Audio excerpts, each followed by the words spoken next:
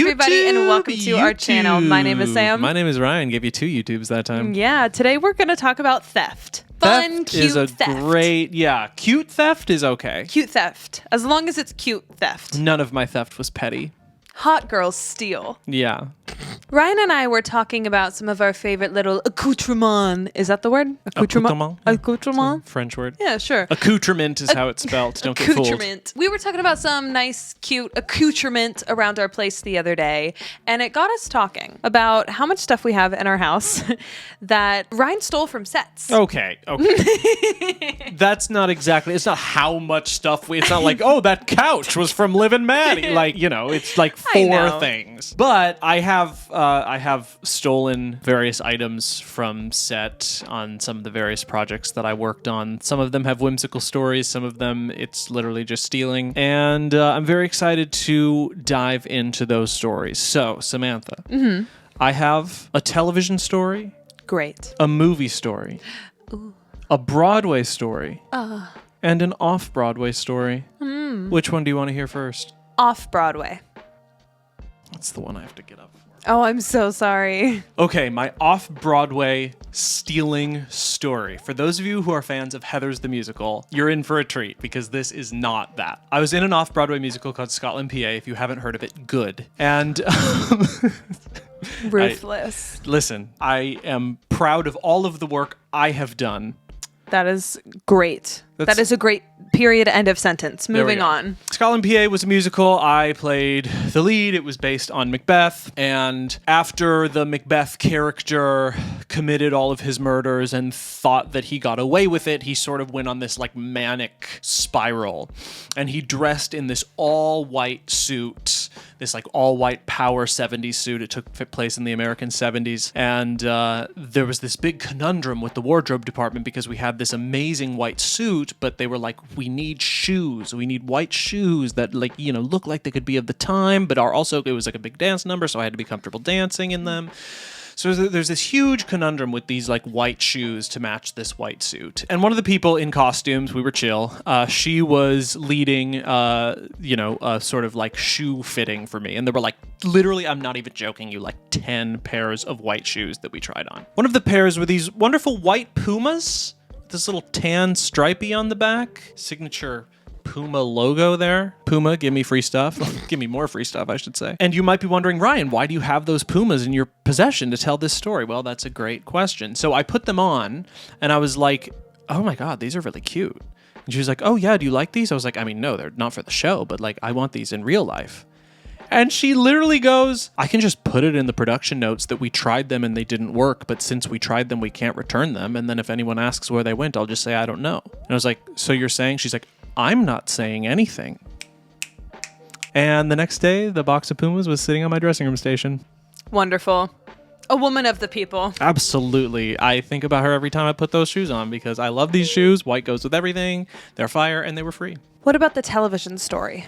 Television. I was on a television show called Liv Maddie. Wow. Might have heard of it. It was on the Disney Channel. It was wildly successful, and I was in it sometimes. I played a character named Diggy, and in one of the most consequential episodes of this television show, my character, Diggy, is trying to win back his girlfriend, Maddie, who has dated someone who is, and this is true, objectively better for her than Diggy is. And Disney Channel even did this like live poll during this episode where you could tweet in and be like, should Maddie choose Diggy or should Maddie choose Josh? And this is true.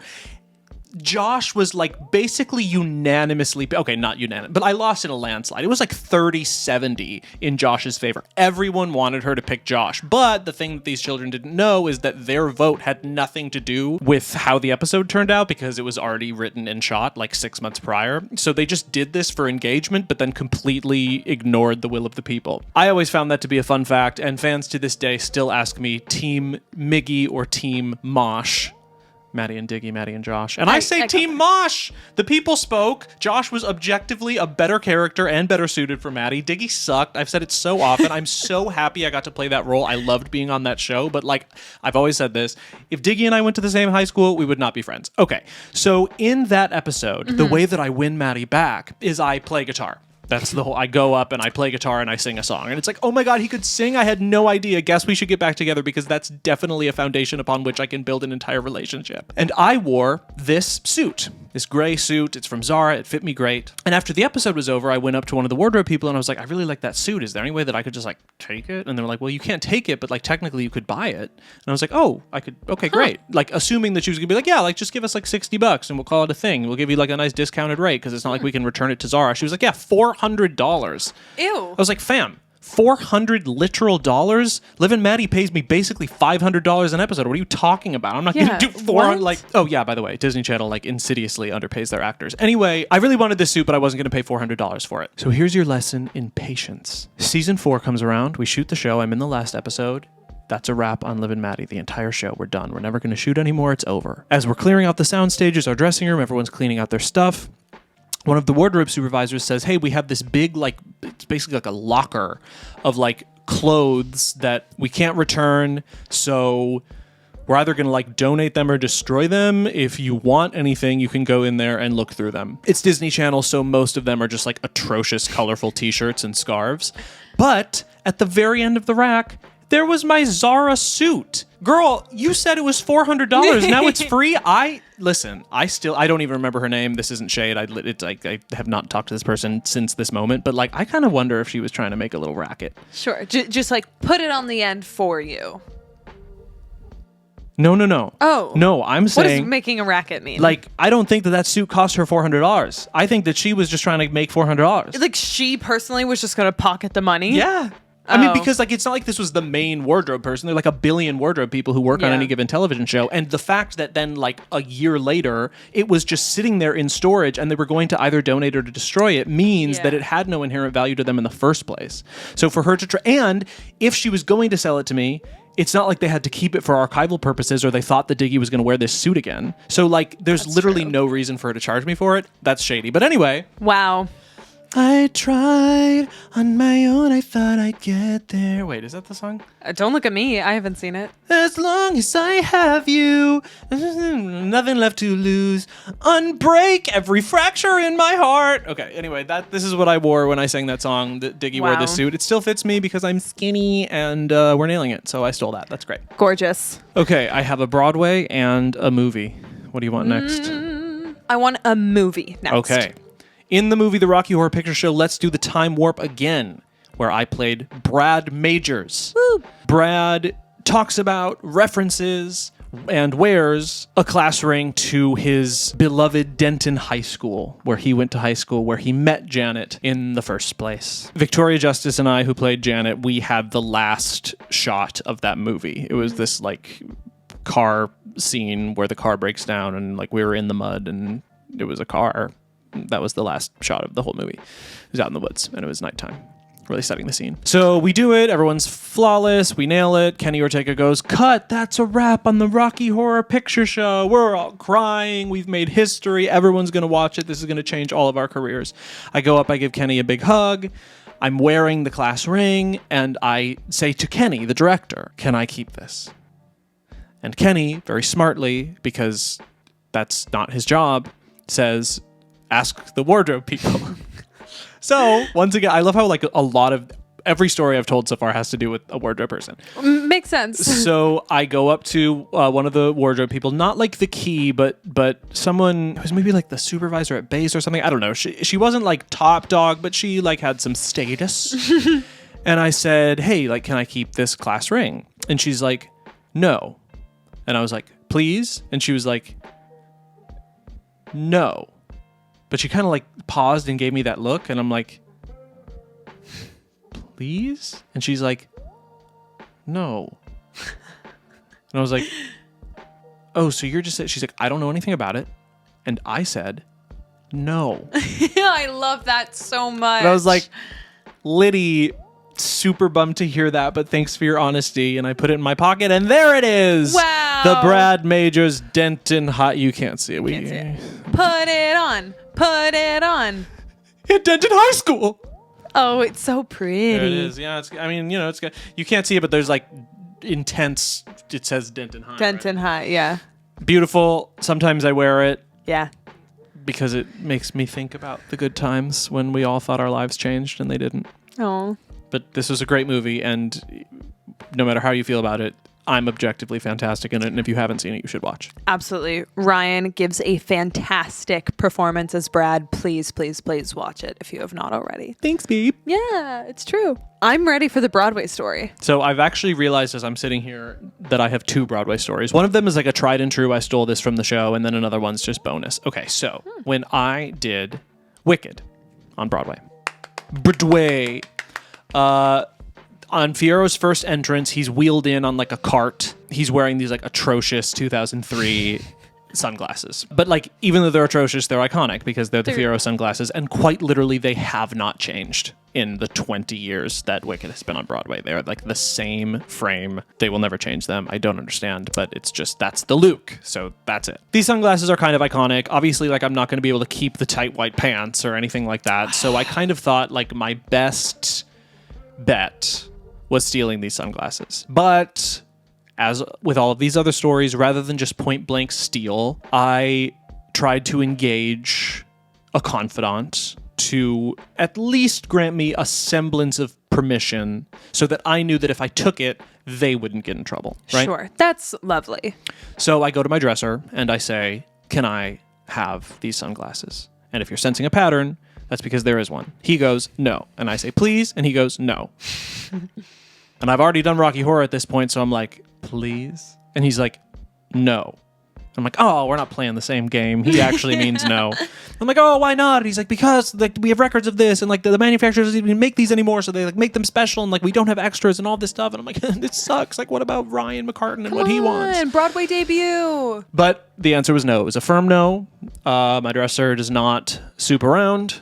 So I respected it. So I do my last show. It goes great. Everyone says, hooray, Ryan, you were the best Fiero that's ever done the show between the years 2018 and 2019. And I said, thanks.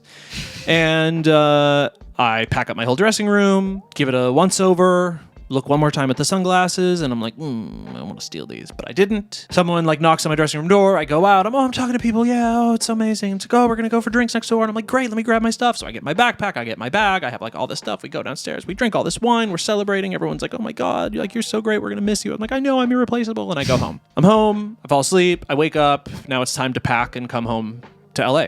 I open up my backpack, which again, like I had looked in the night before. The sunglasses were on the table. I open my backpack, and on top of my backpack, in a case, are the Fiero sunglasses. Woo! Broadway in the house! So, like, my dresser literally was like, no, you can't have these. No, you can't have these. We can't make you an exception. We can't make you an exception. And then, like, snuck them in at the very last minute because, again, they were on my stand after I had already packed up. Yeah. And then someone called me out, and I went and I, like, talked to people for 5 minutes. And in that time, he had just sort of snuck them in there. He was like, go ahead and take them. So I don't know if he was actually being honest that, like, they only have a certain amount of these and they have to be specially made, or if he was just saying that because he knew that he was going to do this later. Regardless, those are Fiero's sunglasses. This is literally a piece of Broadway. Yep. This is insane to me. I wore those. I wore those for like 200 shows. You wore Yeah. in Wicked on It Yeah. literally makes me want to die just seeing them on our shelf. They're so cool. Like, and they aren't cool, but what they represent is cool. Absolutely. You know, like I would never wear those outside. You wore these during Yeah. your Broadway debut. That's sure did. amazing. And then my little bit of bonus content, I did Frozen on Broadway for 3 weeks because then the pandemic shut the show down first temporarily and then forever. Disney theatrical group was like so excited that like Ryan McCartan was joining as Hans, and they were hoping that I was going to like usher in all of these like, you know, let's face it, Liv and Maddie Disney fans to like come and sort of populate the audience and get excited. And they literally released, people may not know this, they released a new merch line specifically because I was joining the show. There are these #Hans, and I believe there's a shirt that says Team Hans. I have it. You have that one. So they literally have these #Hans and Team Hans t-shirts that they specifically made because I was joining the cast, because like no one ever roots for Hans, but once I joined, they were like, well, people are going to root for Ryan McCartan. Well, and #Team Hans was going around on all of your posts. Right. So Like, it's like, oh, wait, is there a market for rooting for Hans? and it turns out there was. Like, people loved those hats. People loved those t-shirts. And yeah, on my way out of the theater one day in the 3 weeks that I was there, I like walked by the merch thing and I was like, can I have one of those hats? And they're like, oh, yes, sir. That'll be like, $40 or whatever. I was like, baby, I'm Hans. Come on. That's my name up there. Yeah. And they're like, oh my God, you're Ryan. You're the new Hans. I was like, yeah. They're like, oh my God, they made these for you. I'm like, I know. Give and one then they to gave me a hat. Yay! So like, I didn't steal it. It was gifted to me, but I arranged so that it would be gifted to me by using my status, which is, kind of like a metaphor for America.